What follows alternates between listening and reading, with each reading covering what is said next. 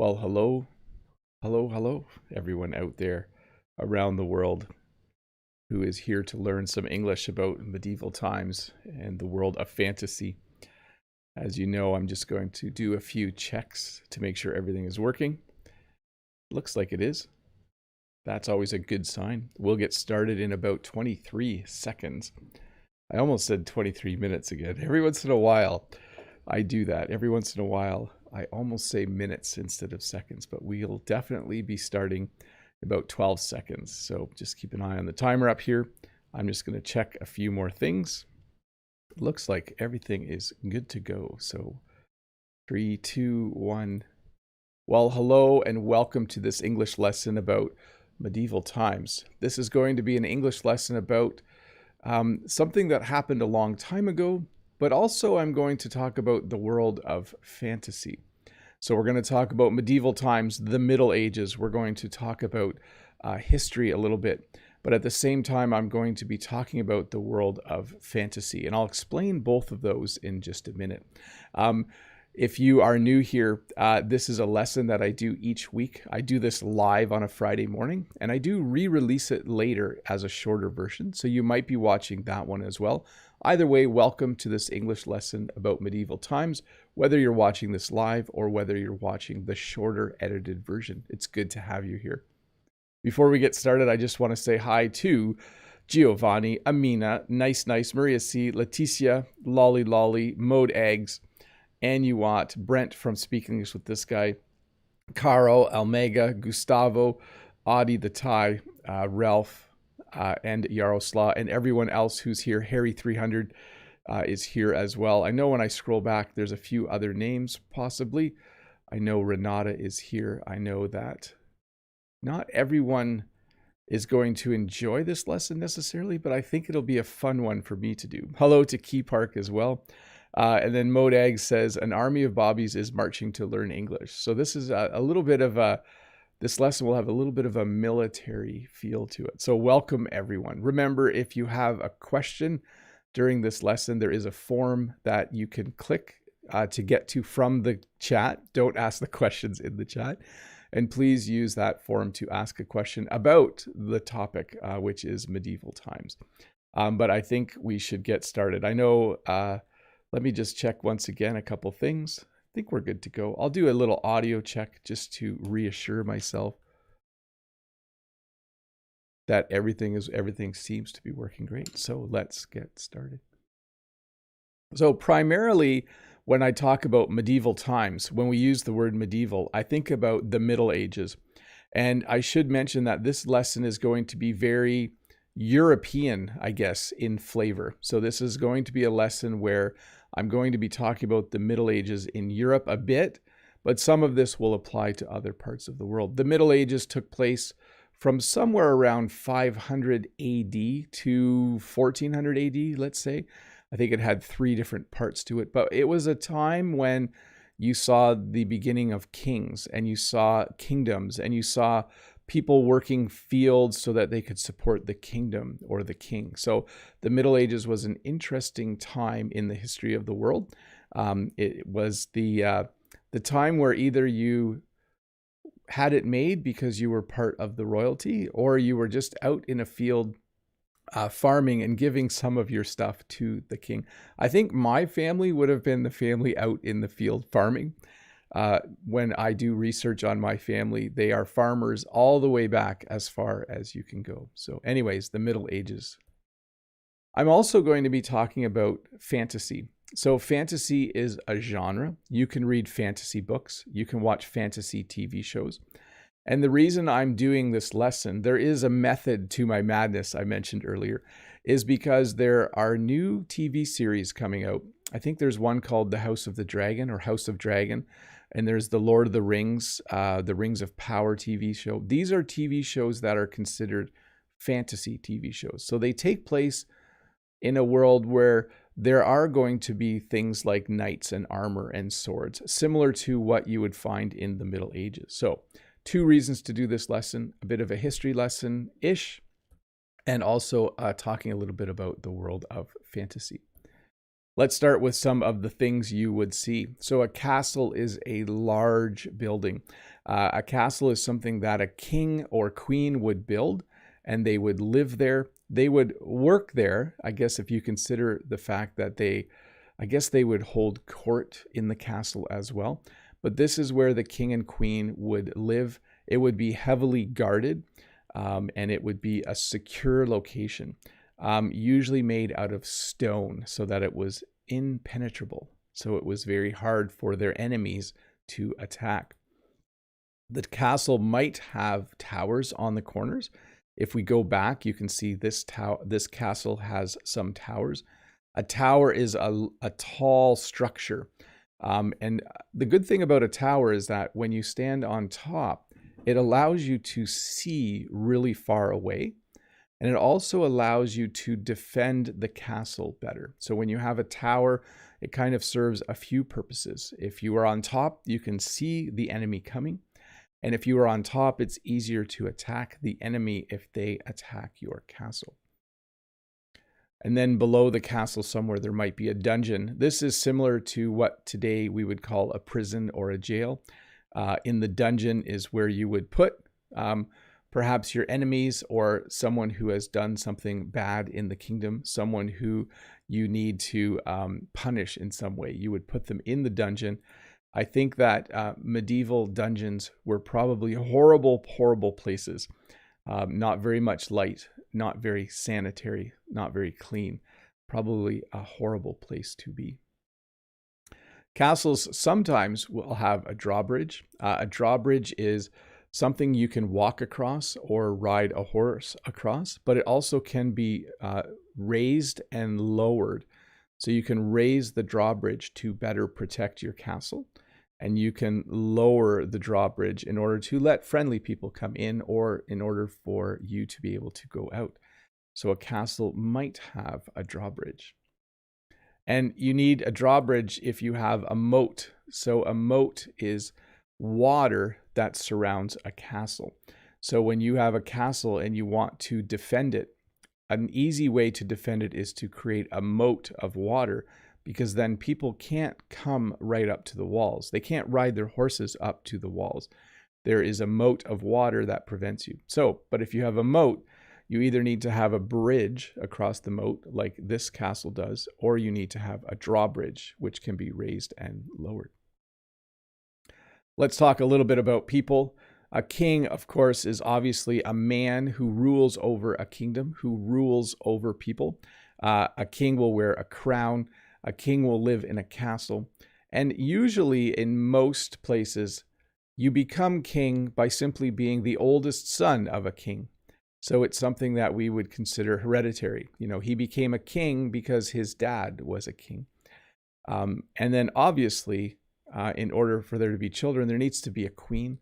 So sometimes you have a king and queen who together have a child, and that child becomes the next king or the next queen sometimes. If there are no male heirs in some royal families, the daughter will become the queen, the next queen. It depends on the rules, I think. I think there's different rules for royalty. And then, of course, they rule over a kingdom. A kingdom is what we call the area that a king or queen rules over. They are essentially in charge of this area. They own this area. In their kingdom, they will have people who live and work in their kingdom who would be considered their subjects. The subjects would be all the people that live there that the king or queen rule over. And of course, the king or queen will probably sit on a throne. That throne will most likely be in a throne room. So a throne is a really nice chair, essentially, that a king or queen will sit in when they're meeting with people, when they're holding court. As they rule over their kingdom, they will probably sit in the throne every day, and they will have people come who need to ask them questions or beg for something or ask for something, and they will sit in their throne. And that throne would be in the throne room, which is a very ornate room in a castle. Ornate means that it's very fancy. There's lots of gold. There's lots of silver. There's lots of when you look at this picture, you can see that it's just very, very fancy. There's a very nice chandelier hanging from the ceiling and really nice things to sit on made with luxurious fabrics. So a throne room is where the throne is, and it's usually a very ornate room. And then, of course, we have the son of a king is called a prince. The daughter of a king and queen is called a princess. We have modern day kingdoms right now where there are princes and princesses, as of course. But in medieval times, and if you read fantasy books, there's often a prince or a princess. Sometimes the princess needs to be saved if it's an older style story, but they are the children of the king and queen. Hey, let's look at a few questions before we move on. Let me just do an audio check for a sec because I was getting a few little error messages, but I think everything's working great. That's awesome. Let me get to the questions and see where we can go. Knight Bob the Third Canadian, Knight Castle Kingdom. This lesson has a lot of silent letters. In fantasy, the letter T is almost silent with your accent, isn't it? Yes, in some way, like knight, castle. So in the word knight, I don't say the K. Castle, you don't say the T. Kingdom. Yeah, it has the ing sound, right? Kingdom. A lot of silent letters for sure. Let's see here. From Ruslan, hello, the coolest teacher Bob. How are you, sir? What's your favorite character in Game of Thrones? Have a nice weekend, sir. So I did read the Game of Thrones books, and I watched some of the TV series. I would say one of my favorite characters is Brienne of Tarth. She's a very, very tall knight, very, very good fighter. I found her character to be very interesting. And then I did like Arya Stark as well. No spoilers though, I won't say why, but the ending was really, really cool, I thought. From Renata, are you a dreamy guy? I've always pegged you as down to earth. I don't like fantasy books. I prefer books based on true stories. I hope my question isn't inappropriate. I do like fantasy. My primary interest, though, when I read books is science fiction. So I do like fiction. I like stories that are untrue, that someone has made up. I love science fiction, but occasionally I do read fantasy books as well, and I do really enjoy them. This is from Yaroslav. Morning, the wisest teacher Bob. Hope you're fine. Do you like to read novels about chivalry? Stay hydrated. I do. I did enjoy reading all of the books about King Arthur and his court, about the Knights of the Round Table. I did read a lot about that when I was younger. So yes, I would say the answer to that is true. I do like reading that. From Moat, a Kingsguard member. 1, would you rather be an archer or a swordsman? Who do you think has the upper hand? And 2, would you choose a Morningstar or a flail to go to battle with? Much obliged, my sire. I would rather be a swordsman if I was to choose. Although I think it's safer to be an archer because you stand further back. And I think it depends on the armor and the bow and arrow, because I think armor was very protective against arrows, but eventually arrows became, like when they had longbows, I think they became more powerful. So tricky question there. And I don't think I would want to use a Morningstar or flail. They both seem, a Morningstar is like a handle with a chain and a ball on the end with spikes that you swing. That just seems, I would probably hurt myself instead of the other person. Let's see here. I'm going to skip the next question because it's not on topic. And here we go from Gergo. Hello, Bob. Did you watch Game of Thrones? I just watched the first episode of the new series, House of the Dragon. I keep saying House of the Dragon. I think that's what it's called. House of the Dragon. Is that what it's called? Yes. I watched the first episode. I thought it was pretty good. The other Game of Thrones, I watched most of it, but mostly I just watched the last season because everyone was talking about it. Let's see here. This is from Princess B. What makes you want to cover this topic? Question, what's your fantasy about living in France? By the way, love you, Friday. I love your Friday live content.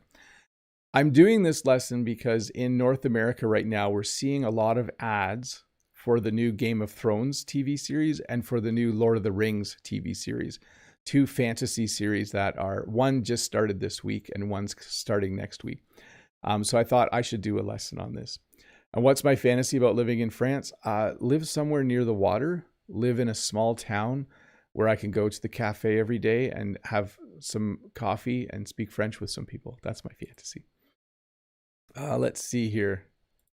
Henry from Taiwan. Hi, Teacher Bob. Have you ever watched the movie Gladiator? The background is set in medieval times and the movie is fantastic. Thank you.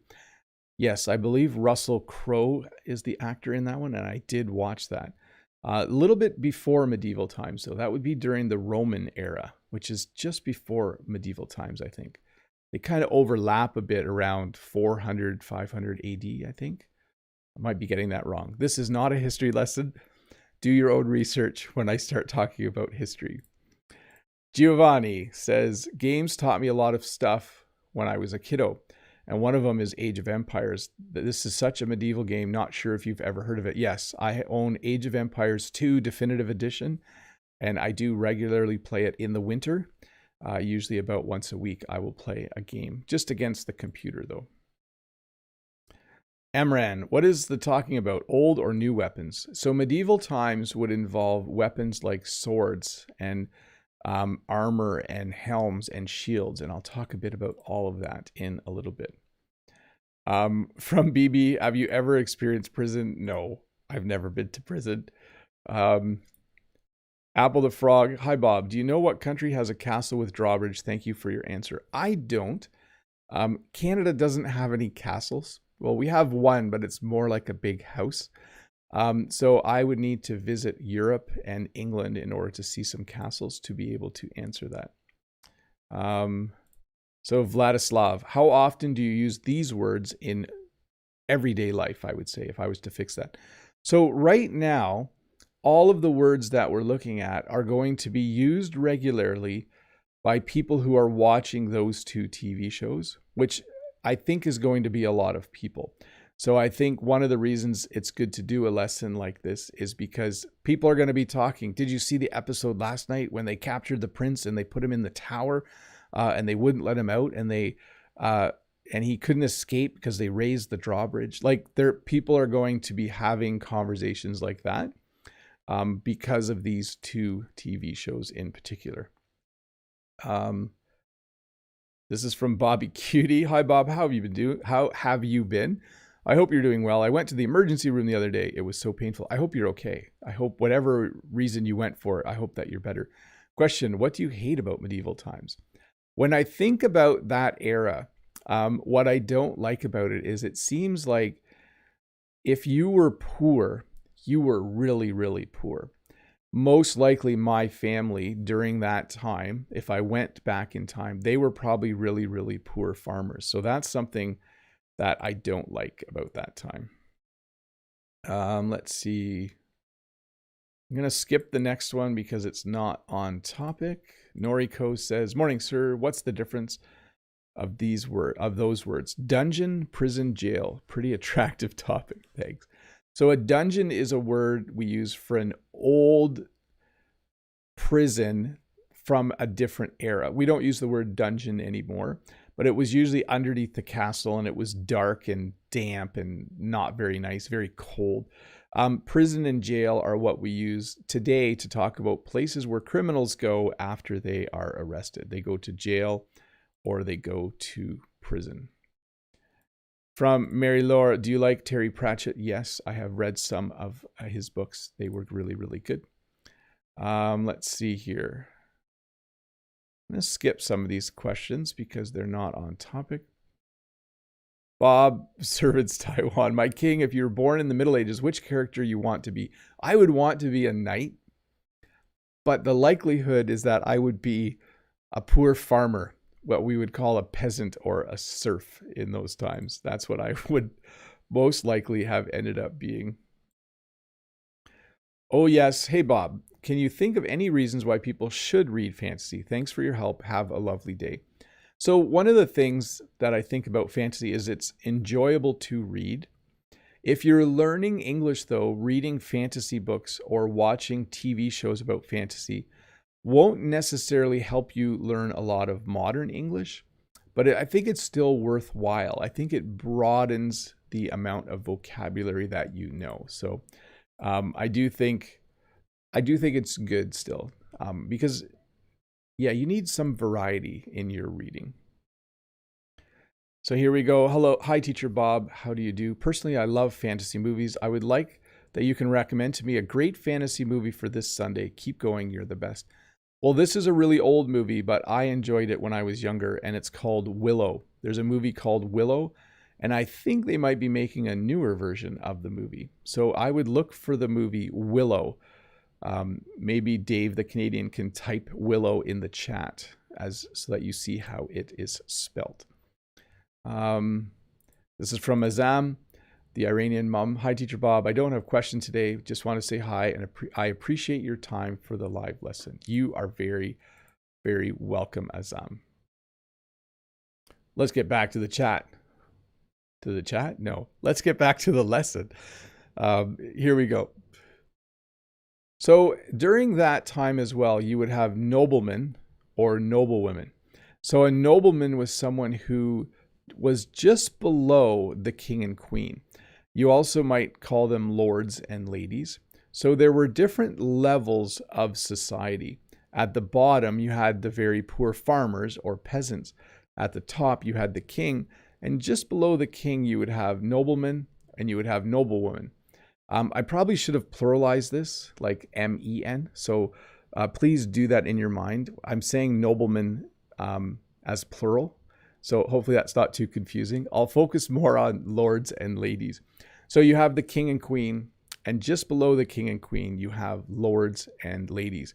People who were very wealthy, people who were rich, people who the king and queen probably really like, but possibly not. But definitely the level of society just under the king and queen. So we also have knights. So a knight was someone who fought for the king. A knight is someone who, if you're watching a fantasy show, is probably one of the main characters. They're usually big, strong men. They're usually from the part of society where the lords and ladies come from. So they're usually either a lord or lady themselves, or they're from a family that's in that part of society. And their job was to fight for the king. So they would have a horse, they would have armor, they would have a sword, and they would go into battle. When you watch a TV show, a fantasy TV show, or read a fantasy novel, you are most likely going to see a lot of knights, if that's what you are reading or watching. And then we have what's called a squire. A squire is usually a young boy who helps a knight. The squire might keep the armor fixed. The squire might polish the armor. The squire will help the knight get dressed in his armor when he goes into battle. So a squire is usually a young boy who wants to be a knight and spends their time helping an actual knight do the things that they do. In the court of the king, in the throne room, or perhaps in the banquet hall, you might see a jester. A jester is someone who acts funny or sings funny songs or tells jokes. The jester is there to entertain the king and queen and all of their guests that they have for dinner. So a jester might sometimes be called a court jester as well. And you might have what's called a bard. Back in these times, or if you're watching a fantasy TV show, there might be a bard. I think if you watched The Witcher, there was a bard in The Witcher who would sing a song, throw a penny to, I forget, I don't know what the song is. But a bard is someone who plays a lute. This is probably a lute or a guitar or some type of old stringed instrument.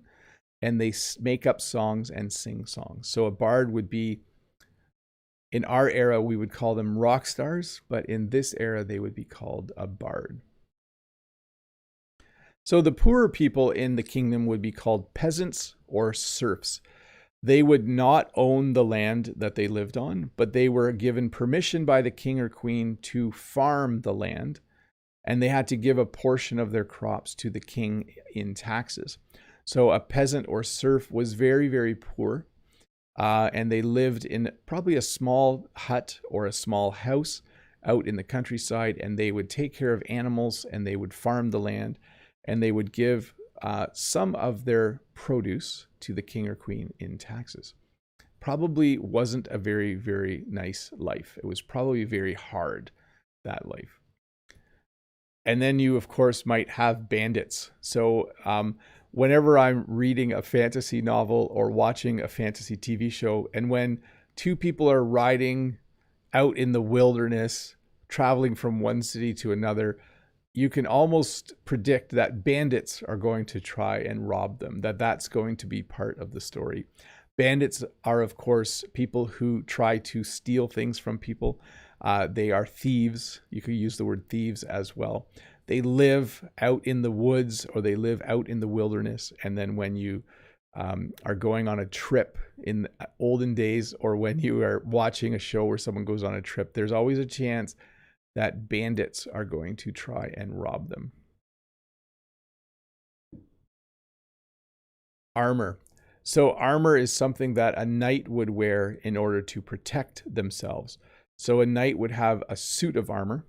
I use the American spelling here, by the way. In Canada, we often put a U in it, but armor.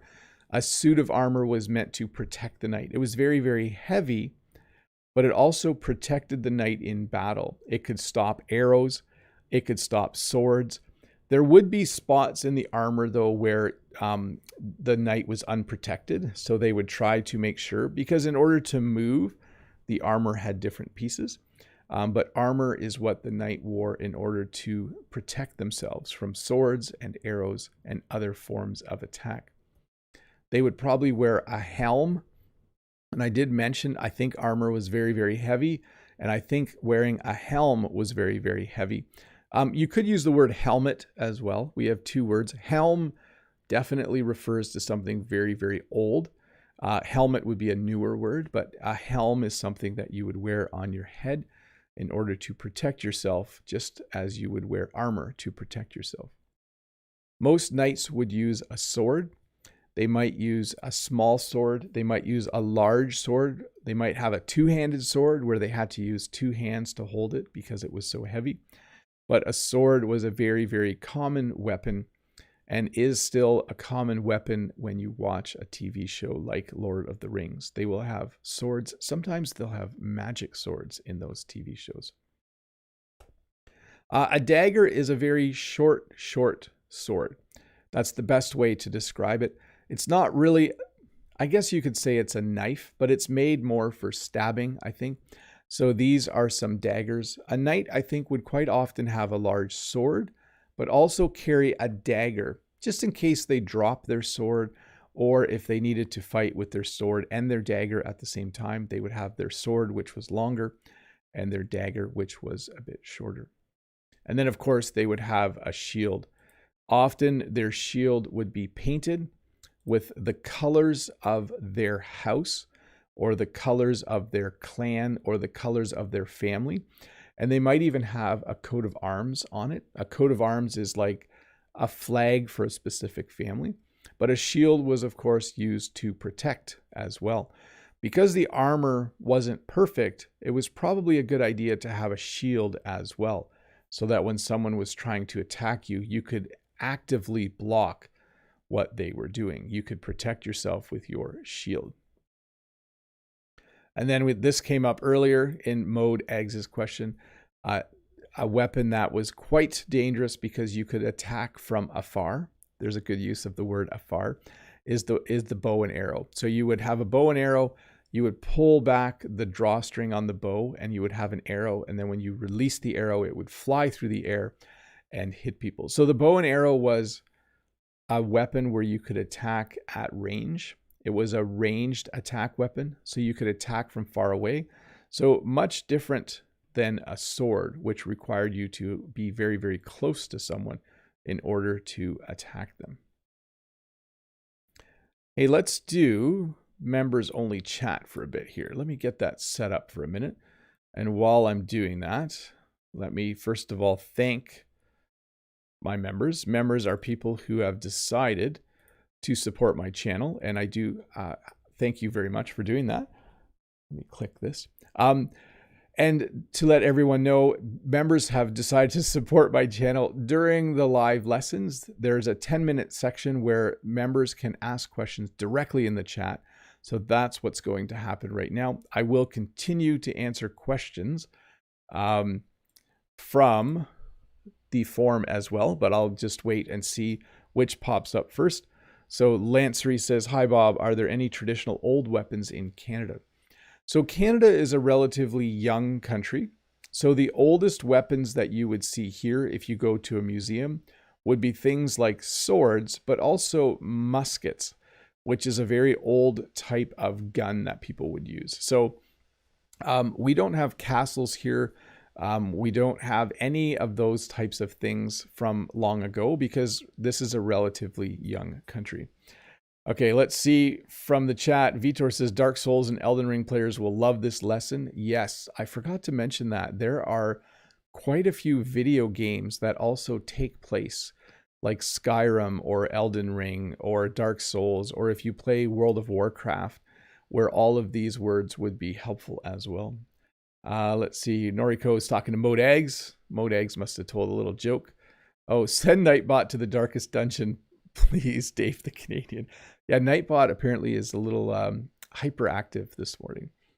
Moat says, my lord, I say we barricade the French doors behind you. Test the enemy might use a battering ram to barge in. I didn't put battering ram on the list of vocabulary. I should have. A battering ram is usually a large log, sometimes with a metal piece on the end, that a whole bunch of people would carry and smash against a door to open it. Good word, Mode. Battering ram. Giovanni, Mr. Bob, are spears and hammers medieval weapons too? Yes, although I didn't want to cover too many weapons because there are a lot of them. Mode mentioned the Morning Star earlier. So yes, spears and hammers would be. Spears would probably be more common. Anuat, hi Teacher Bob, how are you? In your opinion, what's the most brutal medieval weapon? Catapult? I think so. I think the catapult is brutal because it would just throw huge rocks and stone. I think to me the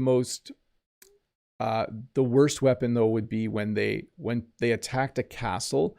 Sometimes they would pour hot stuff over the wall, like hot water or boiling oil. I think that would be horrible. Lolly Lolly, I recommend the French TV series Camelot about King Arthur. I have watched a few of those episodes and they are hilarious. I love it when the French make fun of the English. I shouldn't say that, should I? But it's a good show. John Wedge says, I'm playing Skyrim. Very cool. Harry 300, Bob, which one is correct? So you can say there are no people here.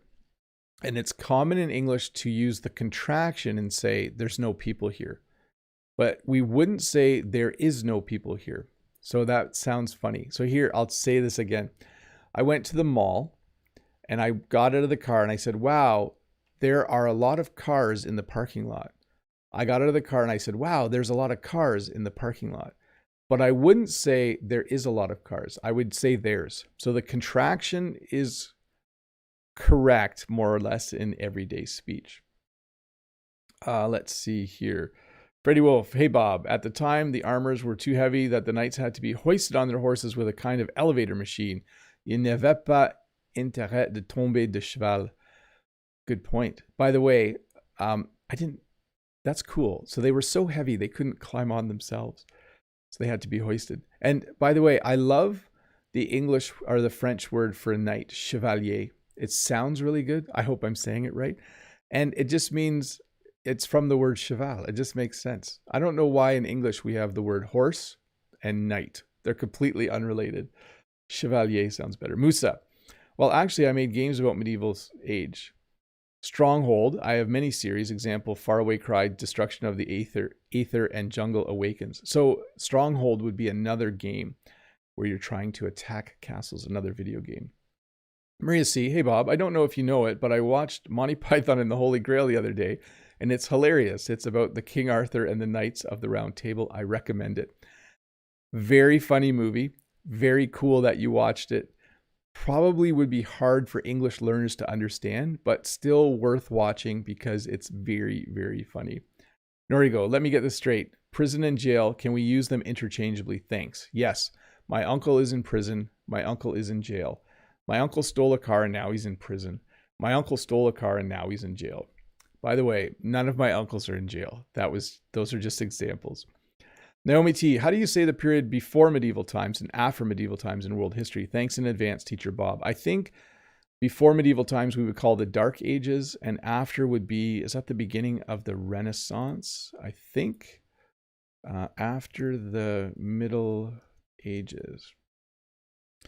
The early modern ages after the, yeah. I don't want to do too much of a history lesson here. But yeah, I would say the Dark Ages end, the Middle Ages begin, and the Middle Ages end, and I think the Renaissance is just kind of starting to happen. Now, again, this is all very European. I apologize because I'm in Canada. I'm in a North American country that has its roots in European history. I know that there is wonderful and exotic and fun history to study from other parts of the world as well. Let's see here. From Moat, I think if Mr. Bob grows out his hair and puts a frown on his face, he will look like Theoden, King of Rohan. A little bit of a shabby look, but still fit for a king. I do have that phrase coming up, by the way, fit for a king. That's from Lord of the Rings, by the way. Hello, Naomi T from Lolly. Key Park says, hello, Bob. I want to know what the beginning and the ending of medieval times. What's the iconic event of the beginning and the ending? I'm not sure, except that the beginning probably is tied to better agriculture and the producing of food.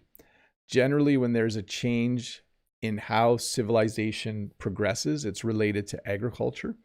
And I think the end would come when there was more, just more intellectual thought and invention. So I don't know the details, but that would be my guess. Giovanni, Mr. Bob, when someone says the word castle, which one is the first one that comes up in your mind? One I'd love to see is Hogwarts. Hogwarts for sure. But usually the one that comes in my mind is the big white castle on a mountain, I think in Germany. It's in a lot of pictures if you search for castle. Naomi's saying hi to Lolly. Mode says he will give it a watch. Maria C, yes, it's amazing. It's on Netflix. I also watched The Life of Brian. Yes, an acquired taste Monty Python is. The humor can be a little off for some people sometimes, but still funny. Harry 300, Bob, how do your students in school address you, Mr. Bob? And is it common to call a teacher using the word teacher, like good morning, Teacher Bob? Some just call me sir, but usually they say Mr. and then my last name. Maria C, yes, you should watch it. Modags, oh, by the way, Mr. Bob, you missed an act of nobility, a super chat given by Brent the Lionheart. I should go back and look at that. Brent says, enjoy a couple morning coffees before school. Have a great start to the school year. Thanks, Brent. You too. Sorry, I did see that go by, and I was going to mention it during the first question period. But thanks, Brent. I hope you have a good year at school as well. Brent, it sounds like, goes back to school a week earlier than I do. So I get a summer that's 1 week longer. Key Park, the first movie about medieval times I've seen is Hamlet from Shakespeare's drama. Yes. Does that take place in Denmark, Hamlet? I'm not a Shakespearean scholar, but I think that's when that takes place, or where that takes place. Hey, I'm going to turn off members only chat. If there's a few more questions from members, that's great. I will take care of them. I'm going to pull up a question from the forum from Federico. What do you think of the Vikings? They were a nightmare in medieval times in England and France. Yes, and in Holland and other places. I actually think, I'm convinced that I have a tiny bit of Viking blood in me because I don't get very cold in the winter. What do I think of the Vikings? Well, they certainly were brave, but they were also very ruthless.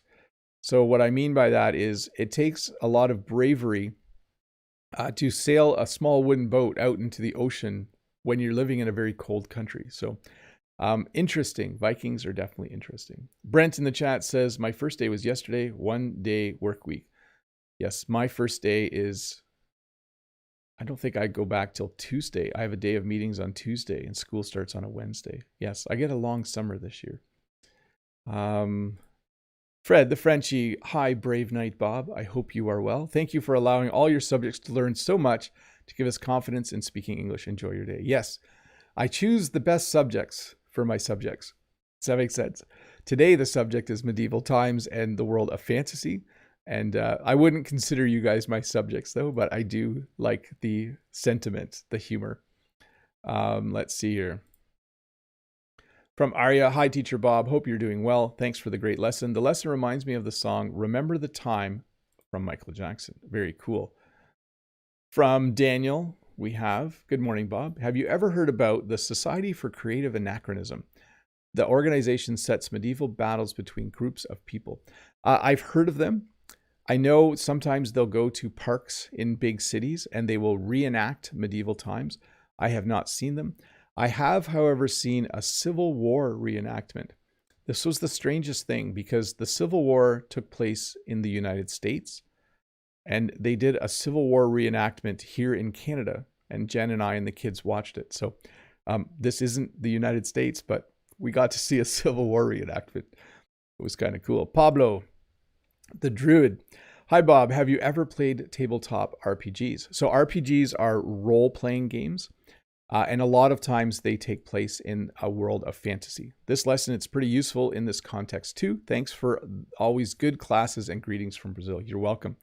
By the way, a Druid was like a sacred, how would you say it? A very spiritual, sacred guide in ancient medieval times. Someone who they thought could communicate with nature and the gods. Mikhailo, hello, dear Teacher Bob. Today I have no questions. Just thank you that you do it for what you're doing, and thank you that watching I think the repeats you're saying. Have a great weekend. No problem. I enjoy what I'm doing, and I will keep doing that. Brent says Hamlet definitely takes place in Denmark. There's something rotten in the state of Denmark. Yeah, there's a nice quote. Let's see here. Oh, Giovanni says, for kids, the movie How to Train Your Dragon is a great movie. I would agree. I've watched that movie in French class. We turn it on in French. It's really good. And Key Park, yes, Hamlet is the Prince of Denmark. Let me get one more question. Raphael, do you play any medieval games? I don't know, like A Plague Tale. No. I guess the last game I played was Age of Empires, which has similar things. It has knights and horses and catapults and all those things, and trebuchets. But I haven't played anything recently because I don't play computer games in the summer. So, Jean Lu, bonsoir, dear Teacher Bob. I am learning French by Duolingo, and I heard the first noble class was invented by the French. The English nobles were all copycats. Is that so? Perhaps. I do have to say, France was very much ahead of its time, a lot of times in history, inventing new things. From Min, no question today, Bob. Thanks a lot for the interesting lesson. You are welcome. I think, speaking of lesson, we should get back to the lesson. So there's something called a lance. So you see the long pole that these knights are holding. This is called a lance. A lance is used when knights would do jousting. So jousting is when you get on your horse. First you put on your armor. You get on your horse. You get your lance. And then at a tournament in front of a crowd, you ride towards each other and you try to unhorse the other person by hitting them with your lance. So the lance is the long pole, and jousting is when two knights ride towards each other and try to hit each other with the lance so that you fall off your horse. We've mentioned this a couple of times. There were a number of different types of weapons invented. One would be the catapult. The catapult was something that could throw something really, really heavy a very, very far distance. So maybe they would put rocks in the catapult. Maybe they would put a barrel of oil and light it on fire and throw it with the catapult. There's something also called a trebuchet, which was similar to a catapult, but it used weights instead of tension. I don't want to get into the details, but a number of different types of siege weapons were invented. Siege weapons were weapons that could throw stuff really, really far and attack the walls of a castle. There was also something called the crossbow. The crossbow was similar to a bow and arrow, but also similar to a gun. So what it did is it took the bow part and put it sideways, mounted it to a stock, and it was easier to, I think you put a bolt in. I don't think you call it an arrow, you call it a bolt. And then you could aim and fire the crossbow. So you needed less strength to use a crossbow. If you used a bow, you needed to be very strong. Almost anyone could fire a crossbow. There were definitely blacksmiths back in this era. A blacksmith was someone who worked with metal. A blacksmith is someone who could take iron and steel and perhaps other metals and make things. If you needed shoes for your horses, you went to the blacksmith. If you needed a new sword, you went to the blacksmith. A blacksmith would heat metal up, they would pound metal with a hammer, and they would make things like swords, shields, helms, suits of armor, etc. And I mentioned this earlier, sometimes there would be tournaments. In our modern era, we have sports, but back in medieval times, or if you watch a fantasy TV show, there will most likely be tournaments where knights get together and fight each other either for fun or actually to fight to the death. I'm not sure about what exactly the rules are at a tournament. I think, though, there are different rules. Sometimes we call the horse that a knight rides a steed. So you might run into the word steed, a knight on his steed. It's just an old-fashioned word for horse. So you might say, oh, the knights are getting their steeds ready for battle. That would be the same as saying they're getting their horses ready for battle. And then we have a phrase in English, a knight in shining armor. We use this to refer to usually when a guy saves a woman from a bad situation. It's not as common now because it's kind of a little bit of a sexist term. But let's say Jen was driving along and she had a flat tire and she was trying to change the tire on the side of the road, and I stopped and helped her. You would say that I am her knight in shining armor. I came and saved her on the side of the road. The problem is Jen's quite capable of changing her own tire, so it's less common to hear this term now. And then fit for a king. When we say something is fit for a king, we mean it's very well done. It's very luxurious. It's a little bit expensive, maybe. This meal is fit for a king. There's lots of yummy things to eat and strawberries and apples, and it looks like lots of really fancy food. When you go out to eat with your family at an expensive restaurant, you could say, oh, this food is fit for a king. So it's a way to describe something that's very, very luxurious. That's the best word for it. There are no dragons, just so you know. But if you are playing a video game that's set in the Middle Ages or during a fantasy or in a fantasy time, you might have dragons. If you read the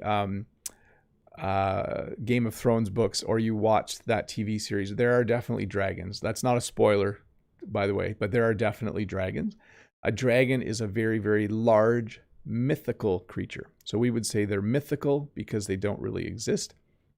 But the dragon usually breathes fire. The dragon is usually good. Either the dragon is a problem, like in The Hobbit, where the dragon steals gold from everyone, or the dragon is, I guess, tame, like in Game of Thrones, where people ride the dragons. But anyways, a fire-breathing mythical beast, I would say. And then I wanted to end with this slide because I called this lesson Medieval Times, but there actually is a restaurant or a place you can go in Canada called Medieval Times. So you can go to this place in Toronto. I have not been. I would like to go. And it's called Medieval Times Dinner and Tournament.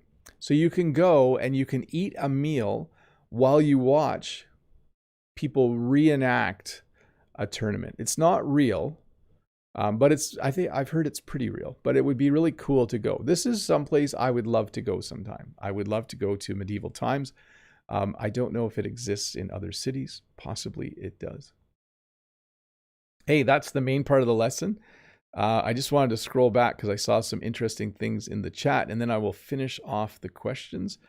Freddie Wolf said, être le chevalier blanc, c'est aider quelqu'un qui a des problèmes. Yes, to be a white knight. There you go. John Wedge, the only dragon I know is the Komodo dragon. So there is some kind of dragon in the world. Yes. Not a real dragon, but looks like a dragon. Let's see. Dragons didn't exist? Oh no, I thought they did. Yes. Unicorns don't exist either. Sorry, this is the lesson where Bob explains all the things that don't exist. There are no dragons that breathe fire. There are no unicorns. There is no Santa Claus. Okay, let me get back to the questions here. I have a few. Matus says, "Hi Bob, this is my first lesson. Thanks for your content." You're welcome. Question: is there an honor guard in Canada? Do they have any special clothes similar like characters in a fantasy movie? No, we have the RCMP, the Royal Canadian Mounted Police, and they do have what's called, I guess, a dress uniform where they wear the red, where they actually wear the official uniform.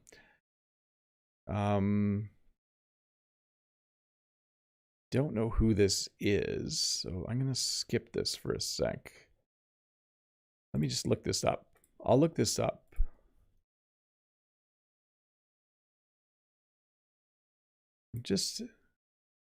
I'm sorry, I know I'm blanking here. I think they mean Robin Hood. I'm going to answer this and I'm going to say it's, hello, Bob. What do you think about personality of Robin Hood? I don't know who Robin Goog is, so hopefully that's not some horrible person. Robin Hood, though, is a person in the world of fantasy. Robin Hood lives in Sherwood Forest and he robs the rich and gives the money to the poor. So if you ever want to read about someone in history, because I don't know how historical it is, or if you want to watch a movie, you could watch any of the many movies made about Robin Hood for sure. Let's see here in the chat. Eugene says, very nice lesson. Thanks, Eugene. Let's see. Musa, great question.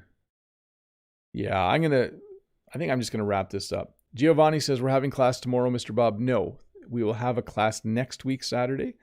We'll have a class on Saturday, September 3rd. This lesson, though, will come out in a shorter version in a couple of days. So do watch for that and do listen to it again or watch it again. I know this wasn't everyone's cup of tea. What a great way to use that phrase, right? I know this lesson wasn't everyone's cup of tea, but remember, my job isn't to teach the cool lessons. It's to teach all the lessons. So I thought this was a really, really good one. And I'll do a few more of these types of lessons in the future where I kind of look at what's happening in the world and then put together a lesson about it. Anyways, thank you so much for being here. Bye to Freddie Wolf, Harry300, Brent, Vitor, Mode Eggs, Eugene, Giovanni, Ruslan, Fritz, Aria. Let me scroll back a little bit. Apple the Frog, Olivia W, Musa. I'm going to start repeating myself now. Fen, John Wedge. Hopefully I don't miss anybody. Maria C. I like to say everyone's name. I should just make a list. Bye to Vitor and bye to everyone. Bye to Min, the Vietnamese. Bye to everybody. Thank you so much for hanging out, learning a little bit of English. Have a really, really good weekend.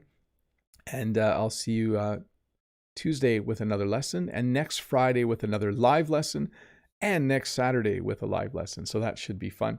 Hopefully the weather is really, really nice. Anyways, thanks. If you're one of the 441 people watching, you should click that subscribe button. I think you'll be happy to become a subscriber to this channel. It's free, and you get notified when I put out new lessons. By the way, you guys are awesome, and I still love doing this, and I will be doing it for a very long time. Bye. Have a good weekend.